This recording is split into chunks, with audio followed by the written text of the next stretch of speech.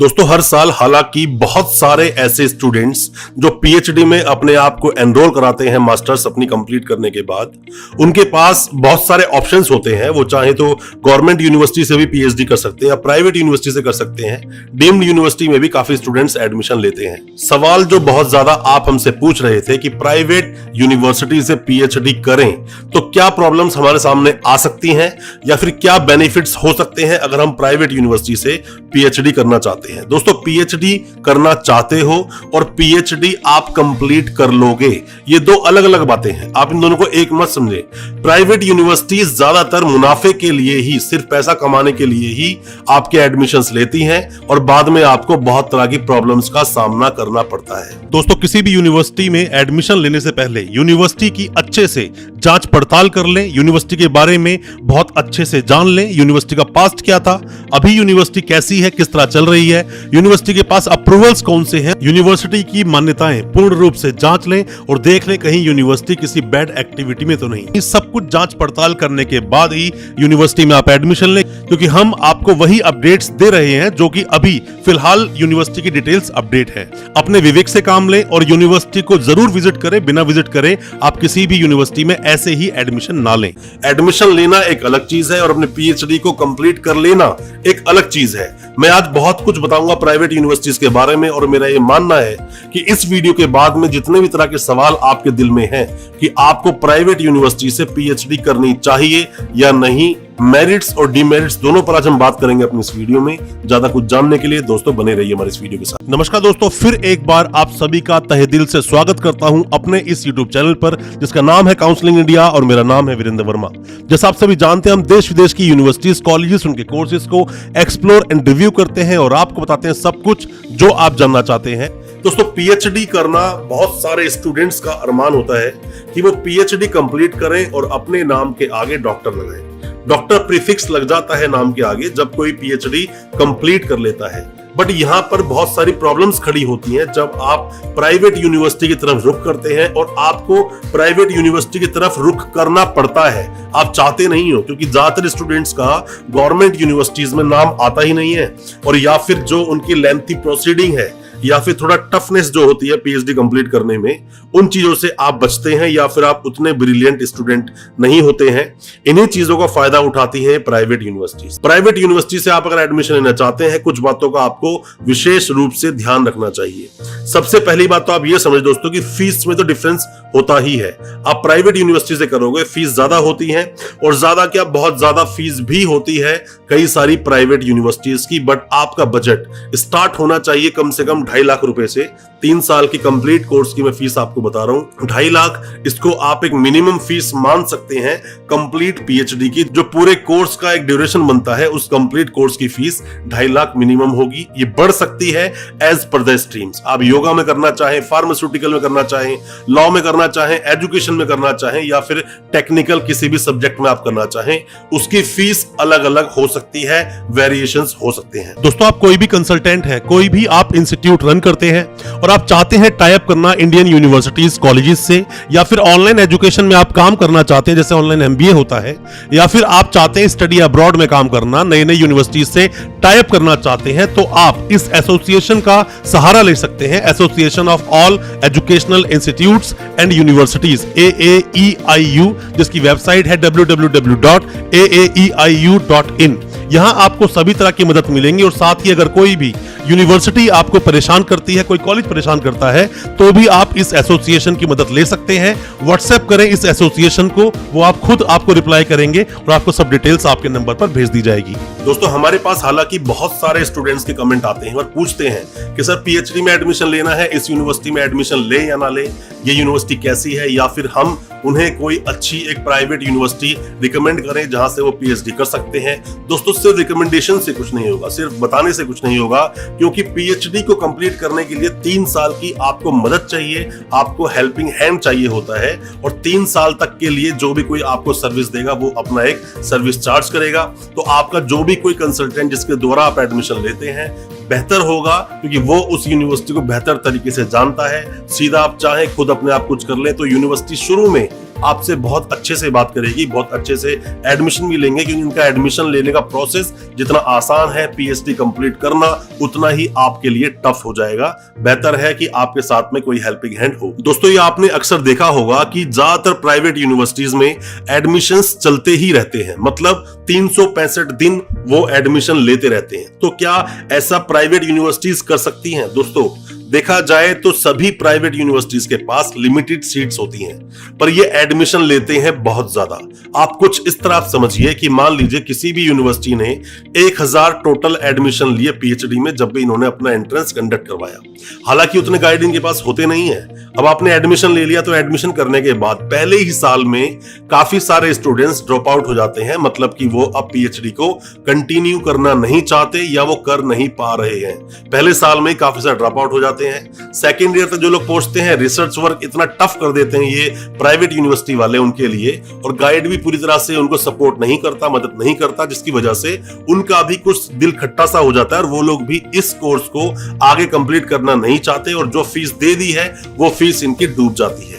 और जितने स्टूडेंट्स आगे तक पहुंच पाते हैं अच्छे से रिसर्च करके और आगे तक पहुंचते हैं, तो भी उनको इजीली डिग्री अवार्ड नहीं होती, और अगर अवार्ड का नंबर आ भी गया, कॉन्वोकेशन हो भी गया, तो वहां से पहले तो इन लोगों को मिलती है सिर्फ प्रोविजनल डिग्री। और काफी सारे स्टूडेंट्स सिर्फ प्रोविजनल डिग्री के ऊपर ही अपने आप को डिपेंड रखते हैं, और ये यूनिवर्सिटीज ओरिजिनल डिग्री जो होती है, मेन डिग्री जो होती है, वो इनको अवार्ड टाइम से करती नहीं है।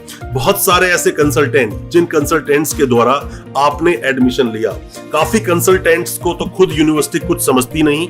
एडमिशन तो ले लिया, जब तक जरूरत थी तब तक ठीक था, एडमिशन लेने के बाद में खुद कंसल्टेंट की ही इंसल्ट करना या फिर गलत तरीके से उनकी बेइज्जती करना शुरू कर देते हैं स्टूडेंट के सामने। और स्टूडेंट को क्योंकि कंसल्टेंट सही तरीके से चला रहा होता है, उनको बता रहा होता है कि कब फीस देनी है, कब नहीं, और किस तरह से आप पूरी प्रोसीडिंग को करें, और काफी सारे स्टूडेंट्स अपने कंसल्टेंट को ही ओवरटेक करके आगे बढ़ते हैं, और बाद में प्रॉब्लम होती है, उनके साथ हेल्पिंग हैंड कोई नहीं होता। आप किसी भी प्राइवेट यूनिवर्सिटी से अपना पीएचडी कर रहे हैं, या फिर आप कंसल्टेंट हैं, परेशानियां आपको आ रही हैं, आप हमसे कांटेक्ट करें, हो सकता है हम आपकी उसमें कोई मदद कर सके।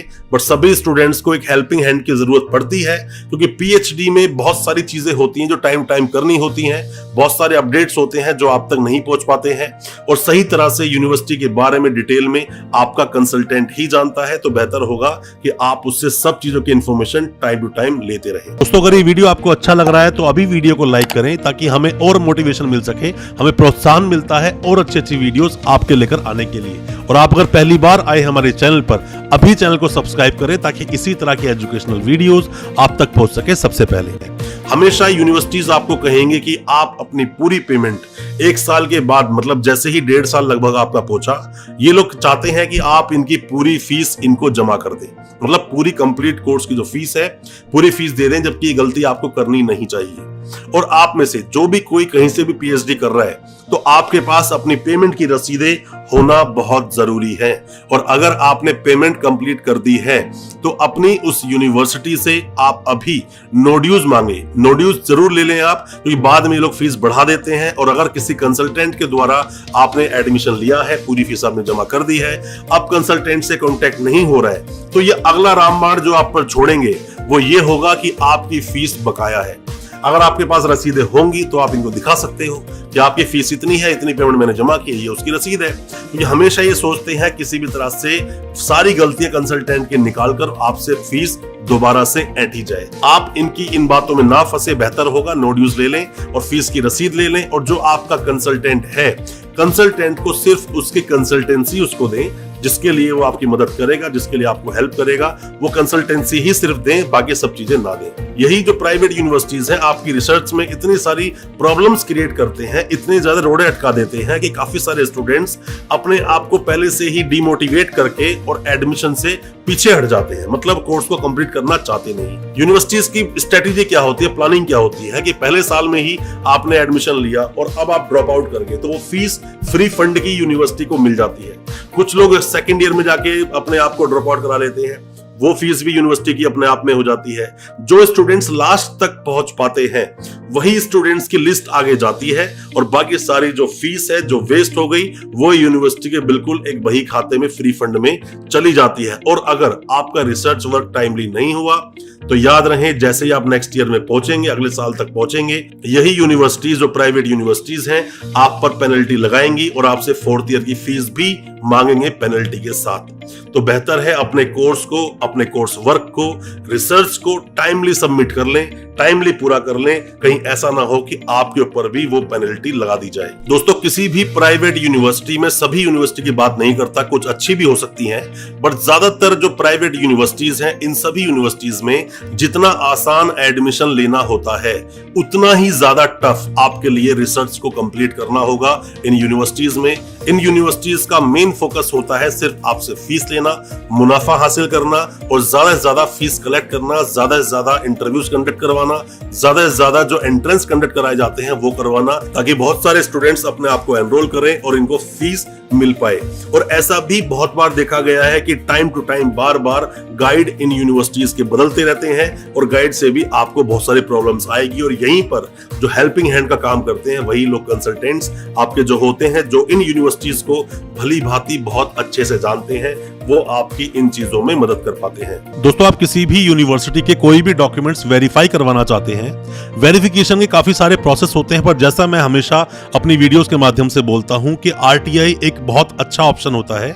गवर्नमेंट प्रोसेस के थ्रू आपके डॉक्यूमेंट्स वेरीफाई हो जाते हैं, फिर भी आप चाहे तो सीधा यूनिवर्सिटी से ही वेरीफाई करवा सकते हैं। यूनिवर्सिटीज अपनी वेबसाइट पर डिटेल डाल के रखती हैं, या फिर आरटीआई लगवाएं, इसमें हम आपकी मदद कर सकते हैं। और अगर कोई भी डॉक्यूमेंट किसी भी यूनिवर्सिटी से आपने लिए हैं, अब फर्दर डॉक्यूमेंट्स आप निकालना चाहते हैं, माइग्रेशन डिग्री, एलओआर, ट्रांसक्रिप्ट, कुछ भी निकालना चाहते हैं और आप यूनिवर्सिटी से बहुत दूर हैं, आप हेल्पिंग हैंड चाहते हैं, तो हो सकता है इसमें भी हम आपकी कोई मदद कर सके। कोई भी डॉक्यूमेंट्स जो आपके यूनिवर्सिटी में भी पेंडिंग है, और दोस्तों कोई भी आप मदद चाहते हैं वेस्ट प्रोसेस में या फिर डिग्री को वेरीफाई करवाने के लिए, आप हमसे भी कॉन्टेक्ट कर सकते हैं। अब एक प्रॉब्लम और आती है आपके साथ में कि जब ये यूनिवर्सिटी वाले आपकी बात को सुनते नहीं है तो आप कोशिश करते हैं कि क्यों ना हम रजिस्ट्रार साहब से, वीसी साहब से, यूनिवर्सिटी के जो चांसलर हैं उनको जाकर कंप्लेन करें, हो सकता है मेरा काम जल्दी हो जाए। बट इन लोगों से मिलने का आपको अपॉइंटमेंट ही नहीं मिलेगा। जैसा मैं हमेशा बोलता हूं कि जितने भी स्टूडेंट्स हैं सभी कंज्यूमर की कैटेगरी में आते हैं। अगर ये यूनिवर्सिटीज आपके साथ इस तरह से दादागिरी करें तो आपको इनकी कंप्लेंट जरूर करनी चाहिए। कंज्यूमर फोरम में आप जाएं, इनकी कंप्लेंट करें। फी रिफंड लेना तो आपके लिए लगभग इम्पॉसिबल एक टास्क हो जाएगी, आप ले नहीं पाओगे और ये यूनिवर्सिटियां आपको रिफंड देंगी भी नहीं। और मैं एक बात और आपको बता दूं कि जितनी भी यूनिवर्सिटीज, प्राइवेट यूनिवर्सिटीज जितने भी यूजीसी पर लिस्टेड हैं, सिर्फ आप देख लें कोई स्पेशल कमेंट ना डला हो। किसी भी यूनिवर्सिटी से आप करते हैं, यूजीसी पर लिस्टेड है, साथ में यूजीसी ने उस यूनिवर्सिटी को रिकॉग्नाइज किया है, आप पीएचडी कर सकते हैं, 100% वैलिड है। जहां मर्जी अपने डॉक्यूमेंट्स को आप लगाइए और जहां मर्जी अप्लाई कीजिए। वो एक बात अलग है कि रिक्रूटर कोई कमी निकाल दे, पर ऐसी यूनिवर्सिटीज की जो डिग्रियां आपने ली हैं बिल्कुल वैलिड होंगी, वैलिड मानी जाएंगी। एज पर द लॉ आप बिल्कुल एक वैलिड स्टूडेंट्स कहलाए जाएंगे उस यूनिवर्सिटी के जहां से आपने पीएचडी की है और अपने नाम के आगे प्रीफिक्स आपने लगाया है।